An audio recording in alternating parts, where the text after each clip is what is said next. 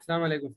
बस ये है कि हम लोगों ने जो पिछली दफ़ा चैप्टर 6 का इंट्रो कुछ मैंने आप लोगों को बताया था कि चैप्टर की स्टेबिलिटी के बारे में मैं क्विकली उसको रिवाइज कर देता हूँ और उसके बाद फिर आज का अगला टॉपिक देखते हैं। चैप्टर 6 के अंदर एक मिनट रिकॉर्डिंग भी है, माइक भी ऑन है, ठीक है।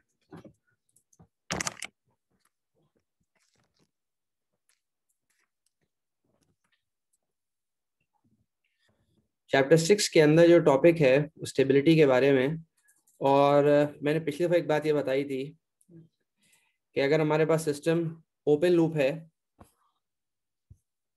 ओपन लूप सिस्टम हमारे पास है, तो उसका गेन बढ़ाने से कोई बहुत मेजर चेंज नहीं आता डायनेमिक बिहेवियर के अंदर। ये बात मैंने समझाई थी।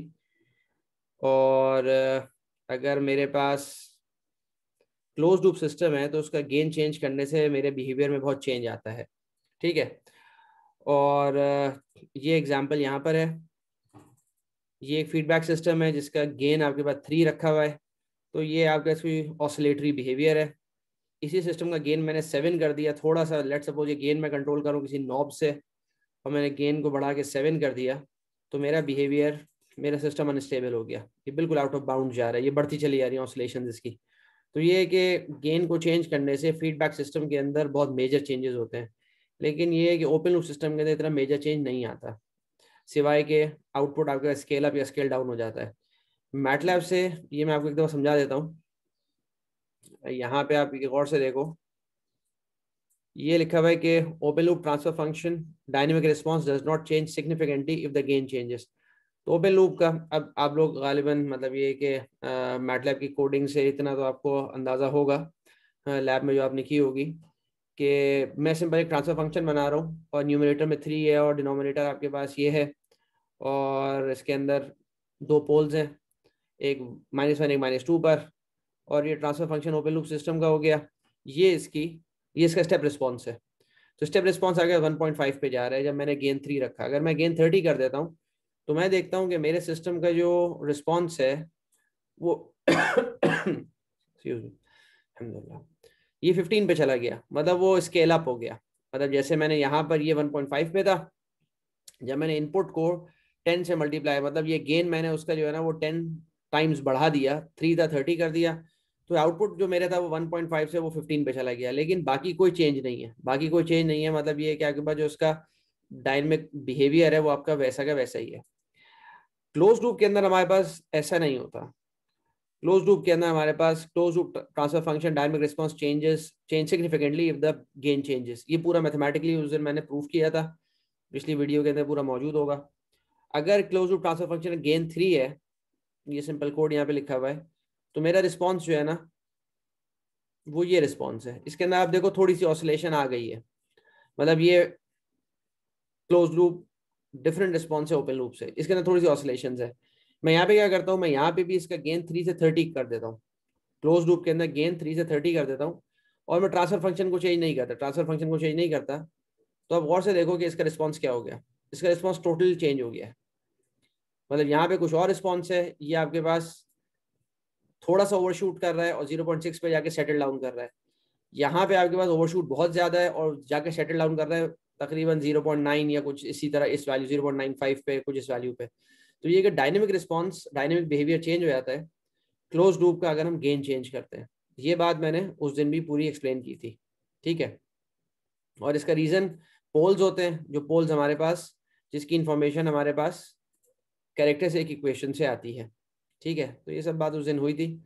आज जो एग्जाम्पल देखनी है ये वो आखिरी बात थी जो पिछले दफा हम कर रहे थे कि जी मेरे पास ये एक open loop system, let suppose अगर मेरे पास ये ओपन लूप सिस्टम है ये वाला, और मैं इसको यहाँ पे इसका ये ब्रेक कर देता हूँ, लेट सपोज ये कनेक्शन ब्रेक कर देता हूँ, ये कनेक्शन ब्रेक कर देता हूँ। आई have this let suppose open loop system. तो मुझे नजर आ रहा है कि इसके अंदर मेरे पास 5 पोल्स हैं, एक ओरिजिन पर, एक -4 -6 -8 -10। लेकिन ये सिस्टम अनस्टेबल नहीं होगा, ये सिस्टम जो है, क्योंकि आपके पास पोल्स ओरिजिन पर हैं और लेफ्ट हैंड साइड पर हैं, मतलब ये कि ये सिस्टम आपके पास लेकिन क्लोज लूप के बारे में मैं कोई इन्फॉर्मेशन नहीं बता सकता। तो जब क्लोज लूप के अंदर मैं इसको लेके जाता हूँ, तो क्लोज लूप के अंदर मेरे पास जो इन्फॉर्मेशन बनती है, मतलब ये आपके पास this is GS, open loop transfer function, और आपके पास जो क्लोज लूप ट्रांसफर फंक्शन, ये आपके पास ओपन लूप ट्रांसफर फंक्शन है। तो close loop transfer function T is equal to T S is equal to G S over 1 plus G S. और जब मैं इसको सॉल्व करूंगा, जब मैं ये g की वैल्यू यहाँ पे इंसर्ट करूंगा, यहाँ पे इंसर्ट करूंगा, तो this is the value of T S. अब मेरे पास टी एस ये आया। अब यहाँ पर ये जो बिल्कुल आखिरी बात पिछले लेक्चर में मैंने बताई थी कि ये जो आपके पास डिनोमिनेटर है, ये डिनोमिनेटर के अंदर इसको कैरेक्टरिस्टिक इक्वेशन कहते हैं। इसके अंदर पोल्स की इंफॉर्मेशन होती है। और ये कि यहाँ पर इस इक्वेशन को सॉल्व करना पॉसिबल नहीं है, क्योंकि ये आपके पास एक 5th डिग्री पॉलिनोमियल है। तो ये 5th डिग्री पॉलिनोमियल है, या फिर तो मैटलैब हम यूज करें। लेकिन ये कि दूसरा जो मेथड है, जो एनालिटिकल सॉल्यूशन है इसका, जो हम मतलब डिटरमिन करते हैं बाय हैंड सॉल्विंग, वो आपके पास रूथ-हर्विट्ज़ मेथड है। रूथ-हर्विट्ज़ मेथड हमको बता देता है कि भाई अगर ये आपके पास पॉलिनोमियल बना, ये कैरेक्टरिस्टिक इक्वेशन है, तो इसके अंदर कितने पोल्स राइट पे है, कितने लेफ्ट पर हैं। वो एग्जैक्ट लोकेशन नहीं बताता, लेकिन ये जरूर बता देता है कि कितने राइट पर हैं, कितने लेफ्ट पर हैं। तो हम स्टेबिलिटी के बारे में डिसीजन कर सकते हैं। ठीक है, तो ये इंट्रोडक्शन है और आज के लेक्चर का। अच्छा, यहाँ जो ये बात मैंने लिखी हुई थी, पता नहीं पिछली दफा किसी ने पूछी थी, अगर पोल्स जे ओमेगा पर हो तो मार्जिनली स्टेबल सिस्टम कहलाता है। पोल्स लेफ्ट पर हो तो वो स्टेबल है, पोल्स राइट पर हो तो वो अनस्टेबल हो जाता है। ये सब यहाँ पे लिखा हुआ। यहाँ पे कोई एक पोल भी राइट पे चला जाए तो आपके पास वो अनस्टेबल हो जाएगा। सारे के सारे पोल्स लेफ्ट पर हैं तो वो स्टेबल रीजन है। और अगर दो पोल्स जे ओमेगा पर आ जाए, एक पोल नहीं, एक पोल ओरिजिन पे वो नहीं है, वो इंटीग्रेटर कहलाता है। जैसे कि यहाँ पर है, जैसे कि इस केस में था, ये इसको हम इंटीग्रेटर कहते हैं। ये जे ओमेगा पे अगर दो कॉम्प्लेक्स कॉन्जुगेट पेयर्स आ जाएं, फिर सिस्टम ऑसिलेशंस में जाता है, जो उसका ये वाला रिस्पॉन्स होता है।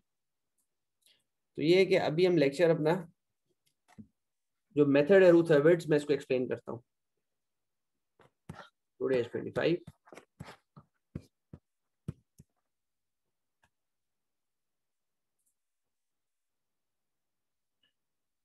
तो रूथ-हर्विट्ज़ जो मेथड है, इसके अंदर सबसे पहले तो हम ये टेबल बनाते हैं और अपने पॉलिनोमियल का। तो मैं काम ये करता हूँ, मैं एक एग्जांपल से जो है ना वो शुरू करता हूँ, और ताकि फिर उसी एग्जांपल से आपको मैं समझाऊँ। I'll start with this example 6.1.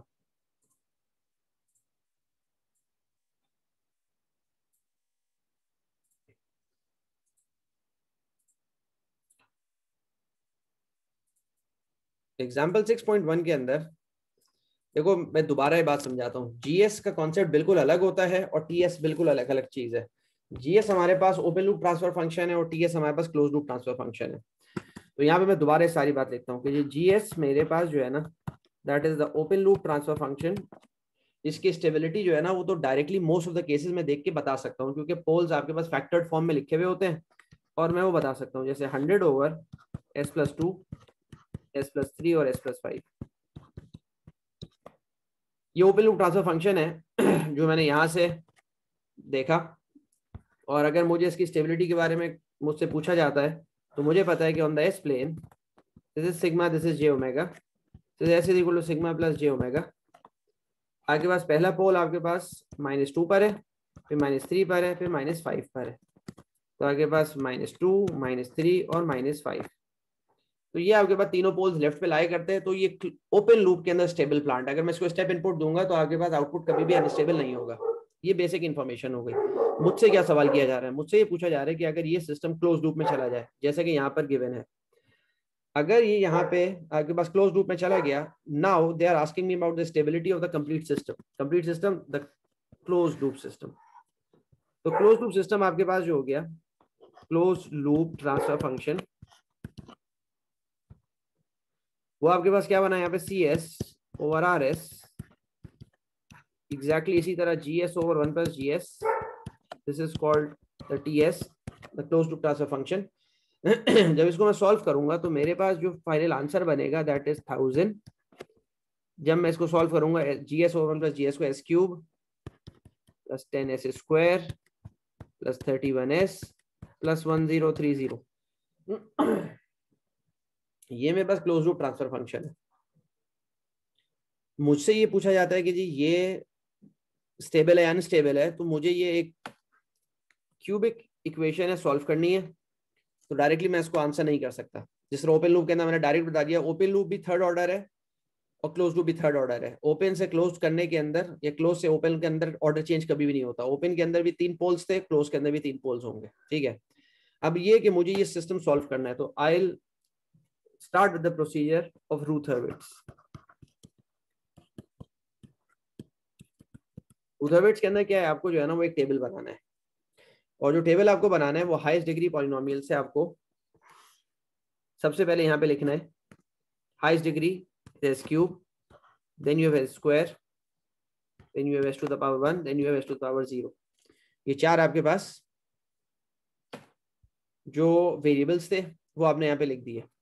तो यहाँ पर ये बात अंडरस्टूड है कि this is S to the power 0।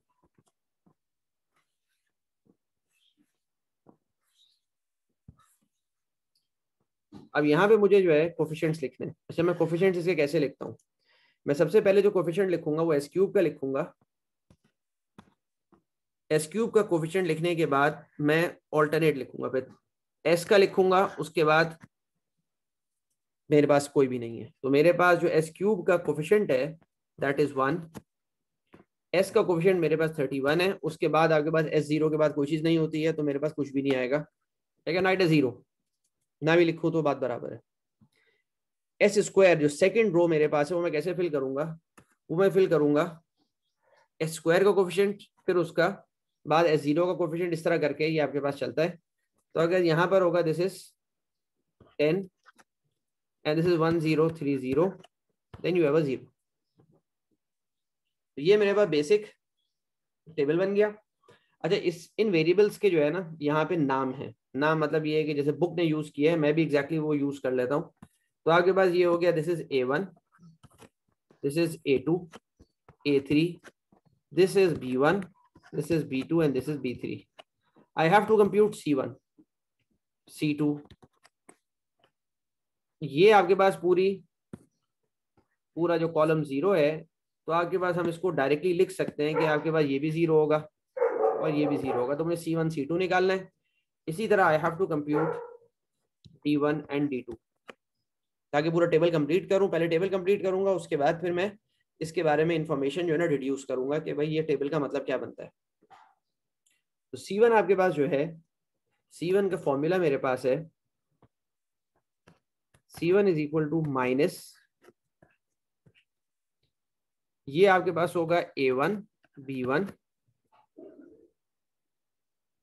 और आपके पास होगा, इसको हम पिवट कहते हैं। ये जो हमारे पास है ये पिवट कॉलम कहलाता है हमारे पास, तो वो हमारे पास यहाँ पर आ गया, दिस इज A1 B1। और फिर आपके पास ये है कि A2 B2 मतलब कि अगर मुझे C1 के लिए करना है तो C1 के लिए मेरे पास जो है वो पिवट तो जरूर आएगा, उसके बाद ये वाला आएगा, उसका एडजेसेंट आएगा। तो आपके पास ये चीज बन गई A1 B1 over A2 B2 divided by B1। ये मेरे पास स्टैंडर्ड फॉर्मूला है, ये फॉर्मेट अभी आप समझ जाओगे। इसको मैं सॉल्व करूंगा, I will get the value of C1। फिर C2 का मेरे पास क्या होगा, पहले मैं C2 का लिख देता हूँ, उसके बाद फिर मैं इसको सॉल्व करता हूँ। C2 का minus sign, you will always have the pivot column that is A1 B1, और C2 का आपके पास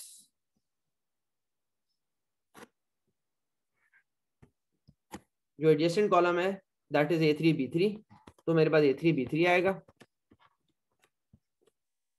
डिवाइडेड बाय B1। तो ये मेरे पास C1 और C2 का ये फॉर्मुलेशन है, ठीक है। Now I solve this one, मैं इसके नंबर्स इसमें इंसर्ट करता हूँ। माइनस साइन, A1 की वैल्यू है मेरे पास 1, B1 is 10, A2 is 31 and B2 is 1030 and the value of B1 is 10। तो मेरे पास C1 इस तरह कंप्यूट होगा। ये आप लोग कंप्यूट करो, फिर मुझे बताओ इसका क्या आंसर बनेगा।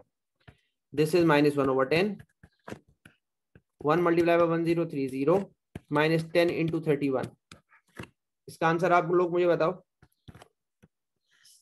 सेकंड आपके पास A1 B1 A3 B3 by minus 1 by 10, 1 into 0 minus 0 into 10, you get a 0।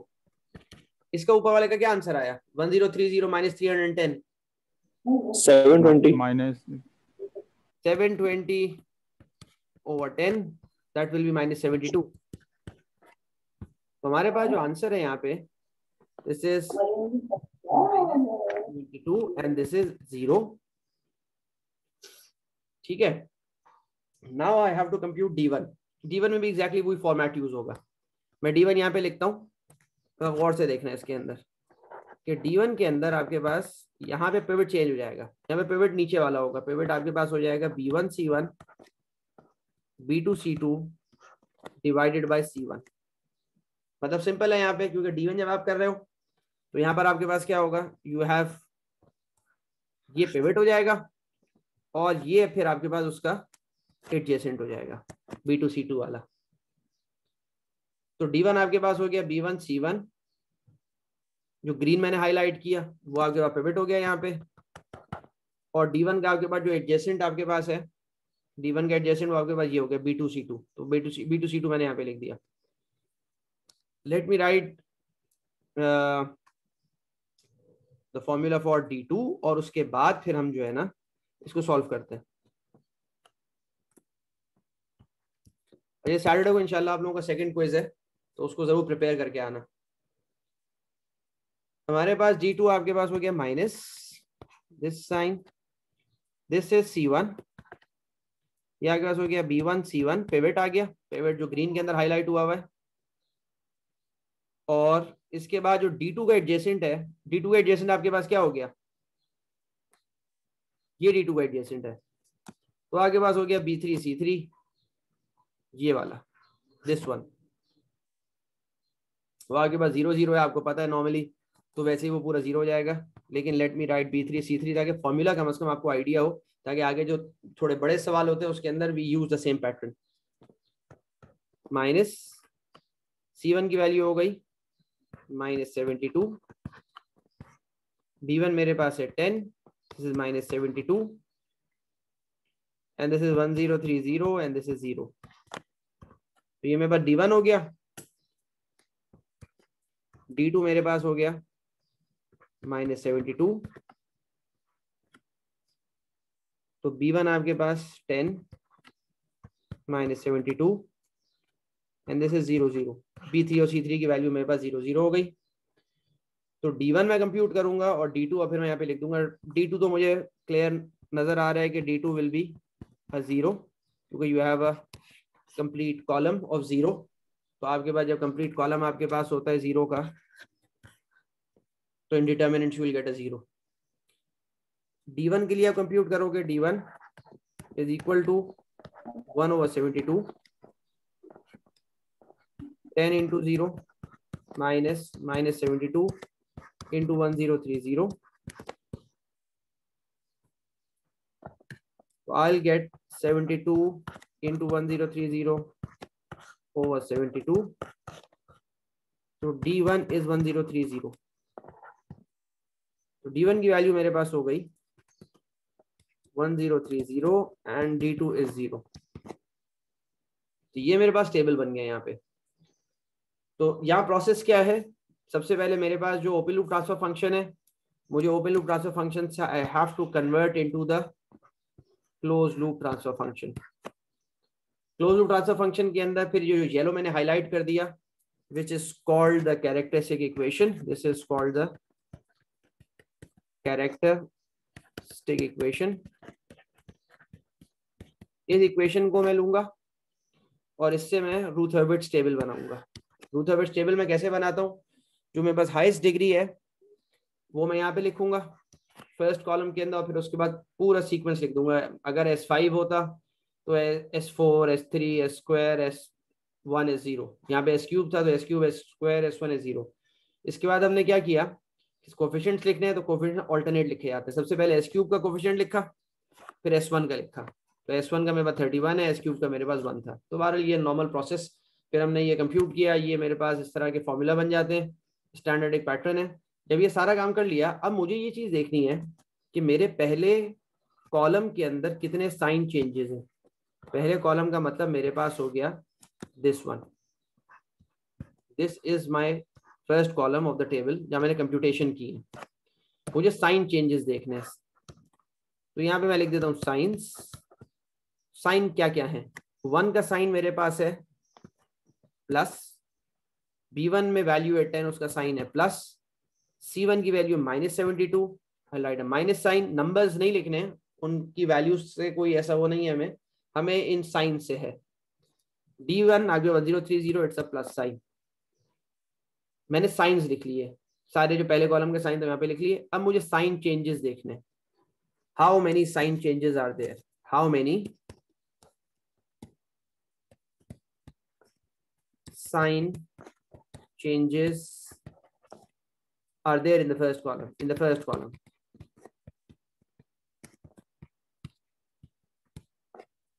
तो यहां पे अगर मैं गौर से देखूं, चलिए let me take the attendance. मेरे हिसाब से अभी शायद न्याज ज्वाइन कर रहा है, लेट हिम ज्वाइन। शायद ये पहले था, ये पता नहीं बीच में।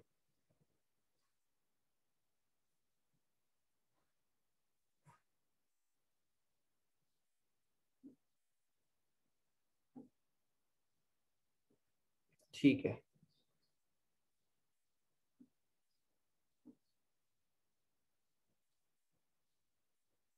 यहाँ तक हो गया, साउथ तक। उसके बाद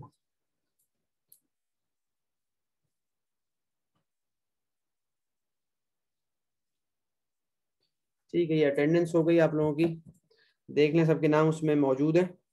अच्छा, उसके बाद ये कि यहाँ पे साइन चेंजेस मुझे देखने हैं। Now let me look at the sign changes. Plus से plus there is no sign change, plus से minus this is the first sign change, minus से plus this is the second sign change. तो पहले column में I have 2 sign changes. Sign change का मतलब ये होता है कि पॉजिटिव से नेगेटिव हो जाए या नेगेटिव से पॉजिटिव हो जाए। If I have 2 sign changes, तो अब मैं यहाँ पे जो है ना अपनी इंफॉर्मेशन अब लिखना शुरू करता हूँ। ये मेरे पास सिस्टम में टोटल पोल्स कितने हैं, टोटल पोल्स, ये कौन बताएगा मेरे सिस्टम में कितने पोल्स हैं?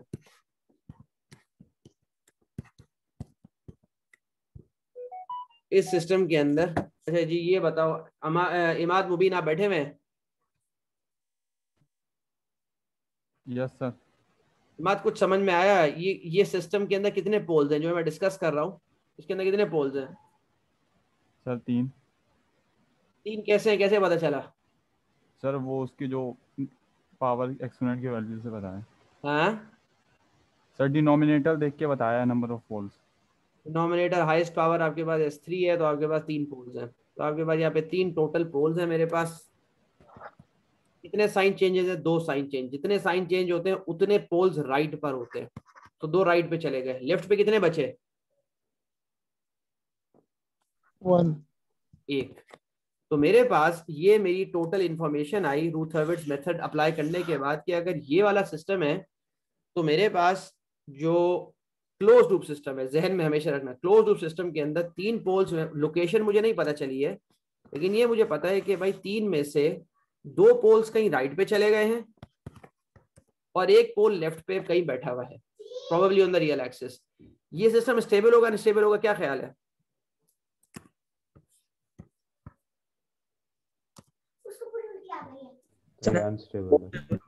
अनस्टेबल। ये अनस्टेबल होगा। ठीक है, जस्ट अ मिनट में, 1 मिनट।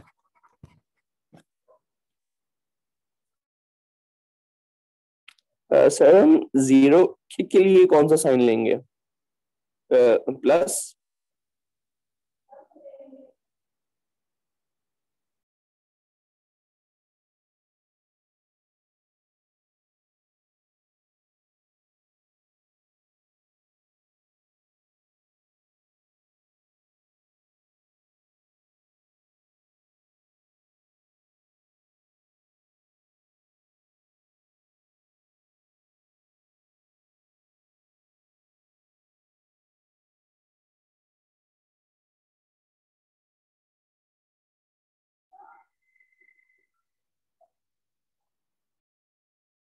जी जी, आप कुछ पूछ रहे थे क्योंकि एकदम जो है ना असल में।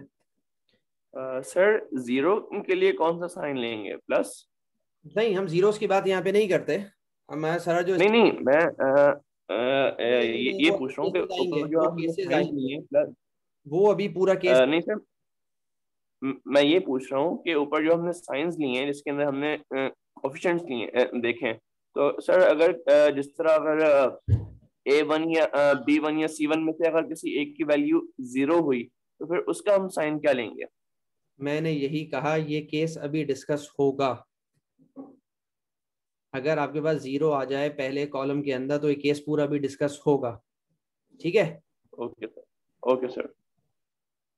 ठीक है। अच्छा, ये कि हम आगे चलते हैं कि हमारे पास ये तो बिल्कुल बेसिक केस है जिसके अंदर हमने ये डिटरमिन किया कि जी अगर आपके पास मतलब पहले कॉलम के अंदर साइन चेंज क्या हुए, और उसके बाद based on the sign changes हम देखते हैं कि अगर आपके पास दो पोल्स, यहाँ पे दो साइन चेंज थे तो दो पोल्स राइट पे चले गए, और अगर टोटल पोल्स में से मैं उसको माइनस कर देता हूँ राइट हैंड साइड वालों को तो मेरे पास लेफ्ट हैंड साइड के पोल्स मिल जाते हैं। ठीक है, ये बहुत सिंपल केस था। हम आगे देखते हैं इसके अंदर।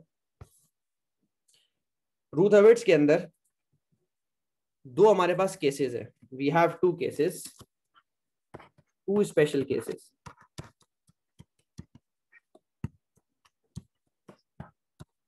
वो जो स्पेशल केसेस है उनमें से पहला केस जो है वो ये कि 0 इन द फर्स्ट कॉलम, कि अगर हमारे पास, I am discussing this 6.3 special cases, और इसके अंदर हमारे पास सबसे पहले if I have 0 only in the first column, अगर मेरे पास कंप्यूटेशन करते करते मेरे पास पहले कॉलम के अंदर 0 आ जाता है और मैं कंप्यूटेशंस आगे प्रोसीड नहीं कर सकता, then what I have to do and then how will I deduce, कि होगा क्या यहाँ पे। I will solve this problem, example 6.2, और फिर हम इसमें देखते हैं कि यहाँ प्रॉब्लम क्या आता है and how we can resolve this problem.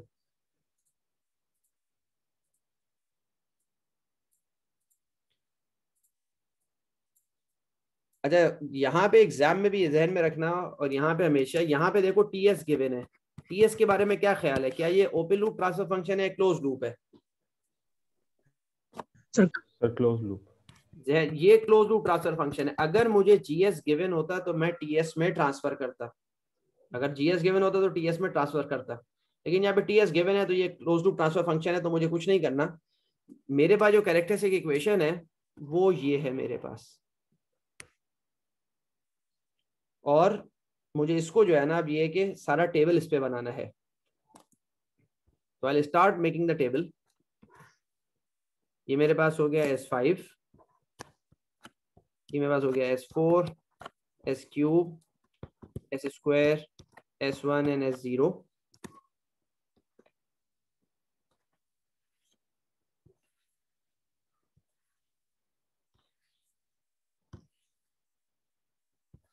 Now I will start here.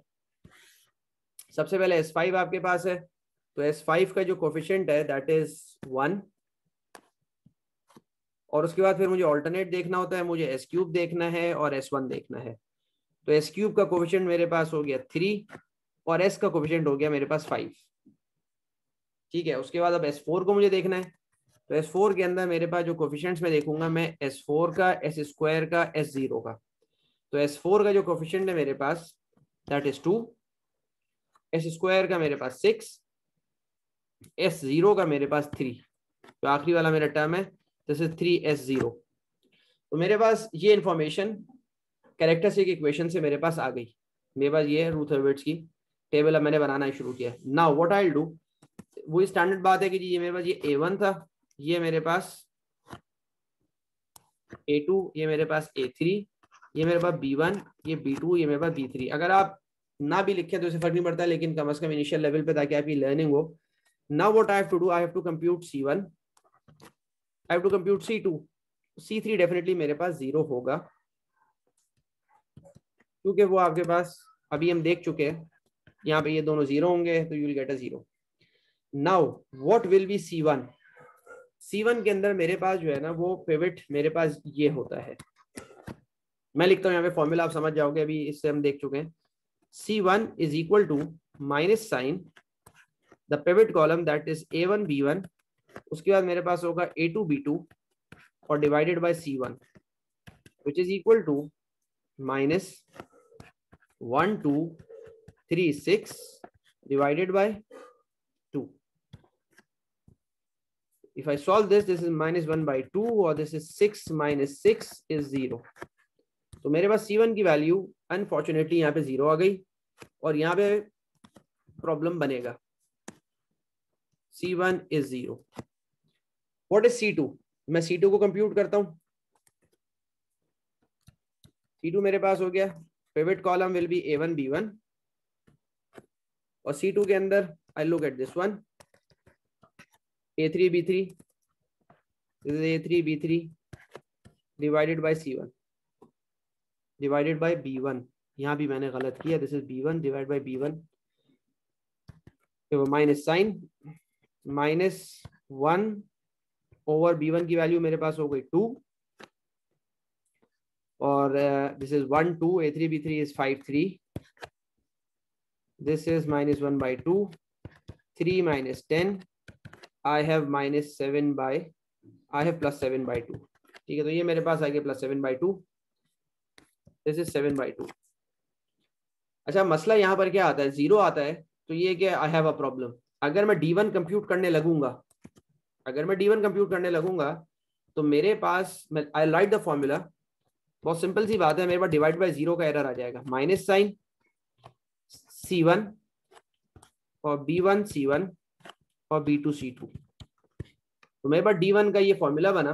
B1 के अंदर मेरे पास जो पिवट है वो आपके पास ये पिवट है, दिस इज द पिवट, और ये मैं नेक्स्ट पूरी लिखूंगा B2 C2. लेकिन मुझे नजर आ रहा है कि डिवाइडेड बाय C1 है और C1 आपके पास 0 है, तो इसका मतलब ये है कि I can not proceed.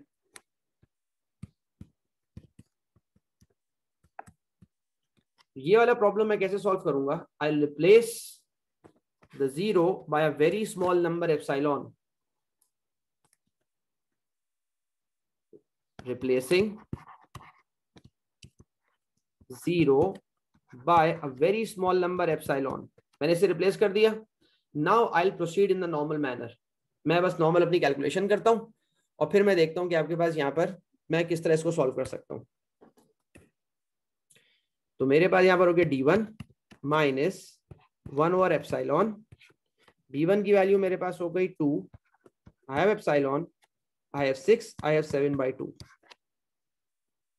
Simple, इसको मैं सॉल्व करता हूं, -1 ओवर एप्सिलॉन और ये हो गया 2 × 7/2 -6 एप्सिलॉन. तो मेरे पास जो फाइनल आंसर बना, दिस गेट कैंसल्ड और आपके पास हो गया 6 एप्सिलॉन -7, वो माइनस साइन अंदर आ गया ओवर एप्सिलॉन. तो I have this value of D1 6 epsilon -7 over epsilon. अच्छा, what will be the value of D2? क्या ख्याल है आपका, डायरेक्टली देख के बता सकते हैं? D2 आपके पास क्या होगा? D2 पहले मैं लिख देता हूं इसको यहाँ पे, लेट मी राइट है, D2 is equal to minus sign, आपके पास पिवट होगा C1 B1 C1 और B3 C3 -1 over epsilon. B1 की वैल्यू आपके पास हो गई 2 एप्सिलॉन और आपके पास B3 की वैल्यू आपके पास है 3 और C3 की वैल्यू आपके पास है 0. तो यहाँ पे बहुत डायरेक्ट चीज होती है कि आपके पास वो उसकी वजह से कैंसिल हो जाता है. This is epsilon, 2 × 0 is 0, -3 × epsilon.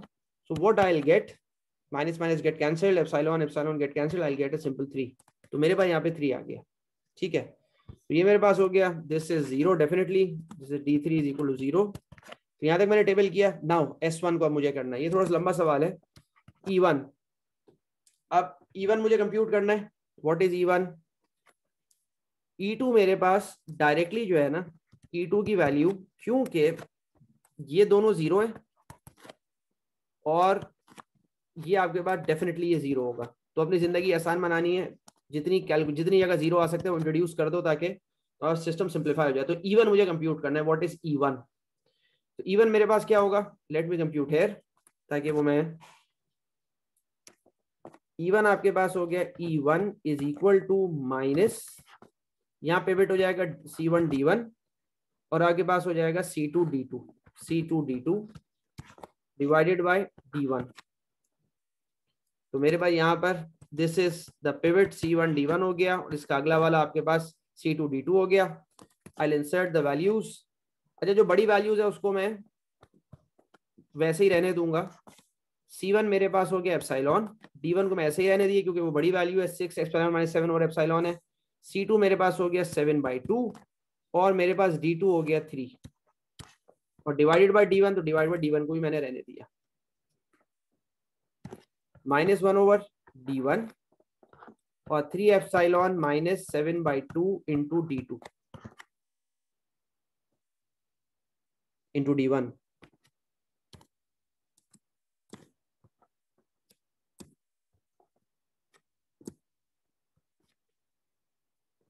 There is some problem, ये शायद जो है ना अभी रिस्पॉन्ड नहीं कर रहा है।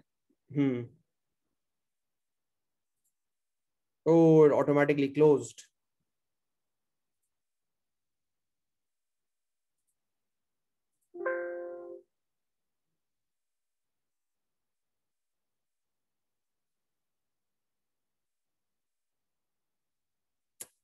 मुझे अंदाजा नहीं, यहाँ जो है ना one note try that last time you tried to see this page, pick reload to try again or recover copy to recover an earlier version.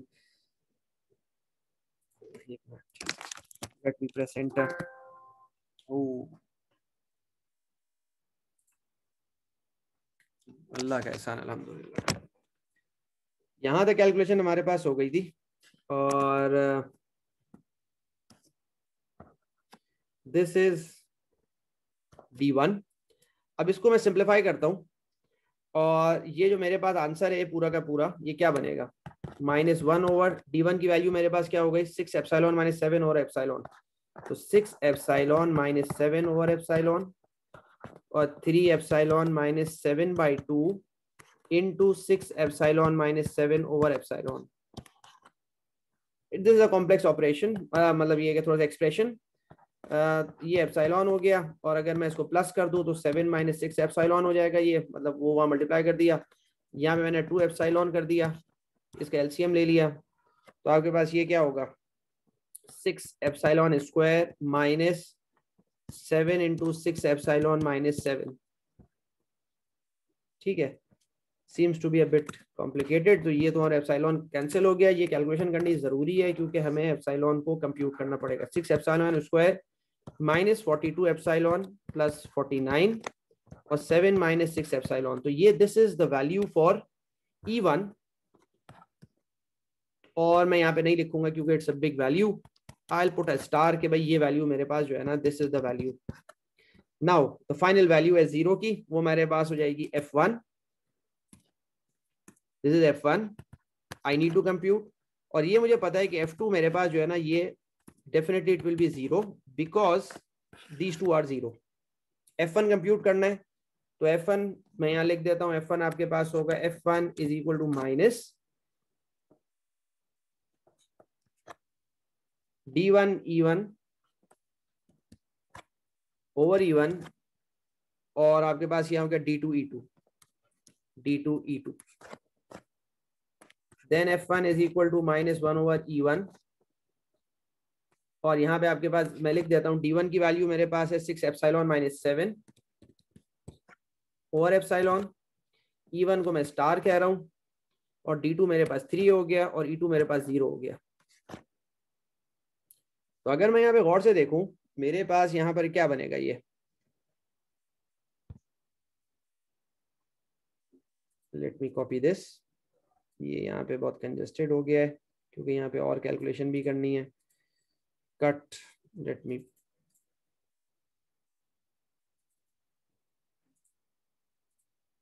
ये मेरे पास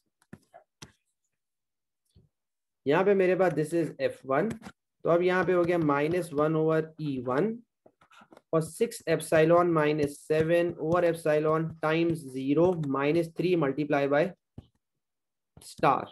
अच्छा स्टार जब आपके पास E1 में आएगा तो E1 की वैल्यू तो यहाँ पे भी स्टार आएगी, अल्फा कर दो कुछ भी कर दो, मैंने सिर्फ स्टार ऐसे लिख दिया है, इसको अल्फा करना है तो अल्फा कर दो ताकि ये कि बात समझ में आ जाए कि कोई वेरिएबल है ये बस।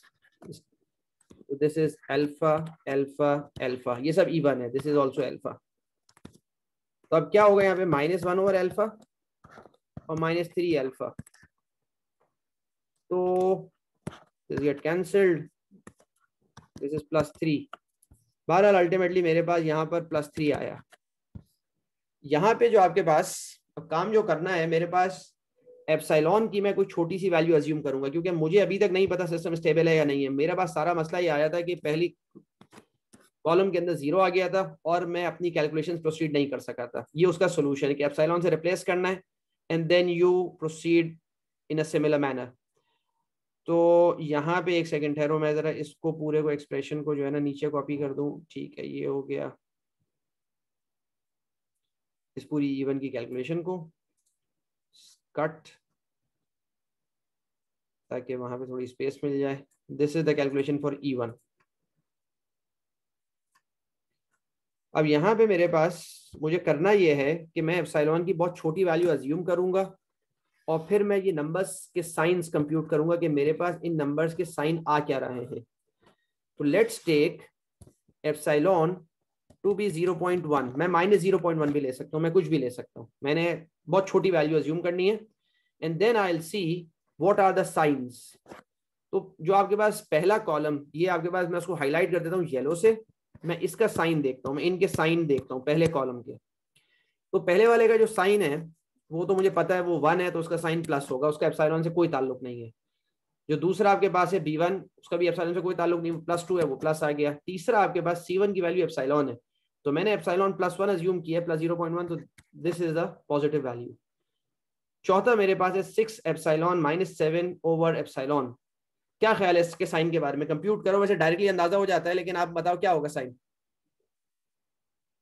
अगर एप्सिलॉन की वैल्यू 0.1 है तो मेरे पास D1 का आंसर क्या आएगा और इसका साइन क्या होगा? आप पहले मुझे आंसर बताएं, इसका आंसर क्या बनेगा? 64 बन रहा है सर। हाँ 64 पॉजिटिव नेगेटिव? 64 नेगेटिव। नेगेटिव, तो this is negative with a negative sign. अच्छा, जो F1 है वो भी सिंपल है, वो आगे पॉजिटिव है। असल मसला E1 का है कि E1 का साइन मुझे चेक करना है। E1 का साइन मैं कैसे चेक करूंगा?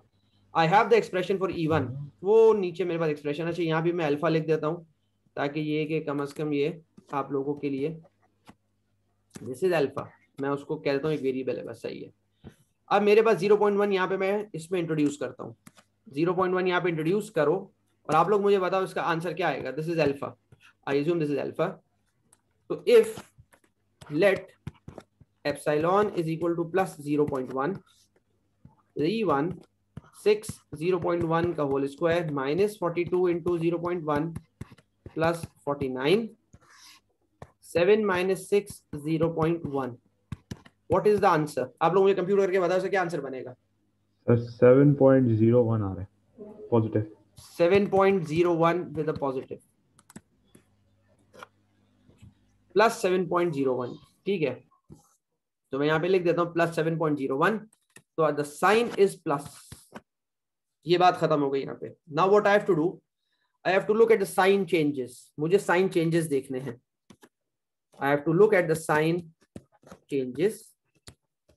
साइन चेंजेस मैं देखता हूँ, यहाँ कोई साइन चेंज नहीं है। प्लस से plus there is no sign change, plus से plus no sign change, plus से minus I have the first sign change, and then from negative to plus I have the second sign change, और फिर उसके बाद कोई भी sign change नहीं है।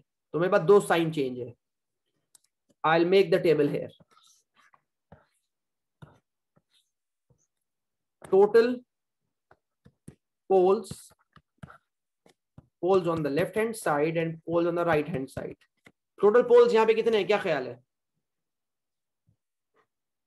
5 यहाँ पे 5 पोल्स हैं। I have 5 poles. राइट पे कितने जाएंगे जितने साइन चेंजेस होते हैं? साइन चेंजेस कितने हैं यहाँ पे? 2 साइन चेंज है, तो 2 राइट पे होंगे और 3 आपके पास लेफ्ट पे होंगे। तो इसका मतलब है ये सिस्टम क्या हो गया? अनस्टेबल। क्योंकि आपके पास 2 पोल्स राइट पे चले गए। मुझे नहीं पता वो पोल्स कहां पर है, उनकी ओरिएंटेशन क्या है, मुझे कुछ अंदाजा नहीं है।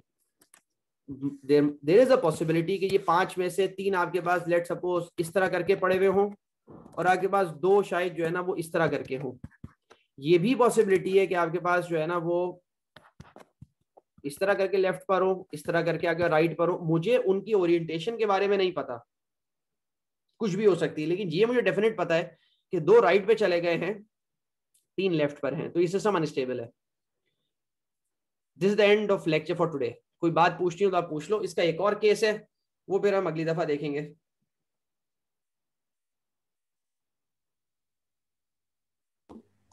सर एग्जाम में ये पूरा सॉल्व करना लाजमी है या हम डायरेक्ट नहीं नहीं नहीं नहीं, एक कैलकुलेशन कर कैलकुलेशन पूरी शो सकते करेंगे। हैं? डायरेक्ट मैटलैब से आंसर निकाला, फिर व्हाट्सएप पे सबसे शेयर कर दिया, you will get a big zero. I need all this calculation. ये मैटलैब से डायरेक्ट इसका आंसर आएगा। सबसे बड़ा मसला ये है कि you have the MATLAB with you, button click, with in a second, with in a micro second you will get the answer. वो आंसर लिखोगे, मुझे 1 सेकंड में पता चल जाएगा, you will get a big zero. इसके स्टेप्स जो है ना, वो जितने स्टेप्स होंगे उन स्टेप्स पे मार्क्स होंगे, और उसके बाद जो आप डिडक्शन होगी आपकी, कि मतलब ये है कि what are you deducing from these results, वो बहुत मैटर करेगा यहाँ पे। वरना ये सवाल तो मैटलैब से करना मतलब कोई मसला ही नहीं है। ये पूरा मतलब चैप्टर 6 जो है खास तौर पे, ये कोई टेंशन नहीं है। लेकिन ये कि ये स्टेप्स के मार्क्स हैं सबके।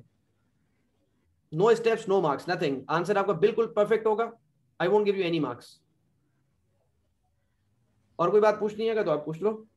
जी सर, एक सवाल है सर। जैसे हमने इस मेथड के थ्रू हमने ये पोल्स में बता दिया कि कुछ 2 पोल्स हमारे पास राइट साइड हैं और 3 हमारे पास लेफ्ट साइड पे हैं, तो सर कोई हमारे पास इस तरह का कॉन्सेप्ट है कि डिग्री ऑफ स्टेबिलिटी का, कि जैसे सब पता इतने चलेगा। पोल। ये चैप्टर 8 बहुत बड़ा चैप्टर है, उसके अंदर बहुत डिटेल डिस्कशन होता है रूट लोकस का।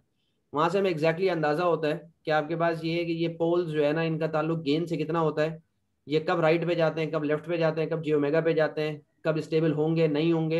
ये पूरा डिटेल डिस्कशन इस चैप्टर 8, जो कि मेन मतलब क्रक्स है इस कंट्रोल्स के कोर्स का, रूट लोकस जो है। तो अभी हम चैप्टर 7 बेसिकली हमें स्टडी स्टेट देखना है, फिर then will go to chapter 8 इंशाल्लाह, मतलब आफ्टर मिड टर्म।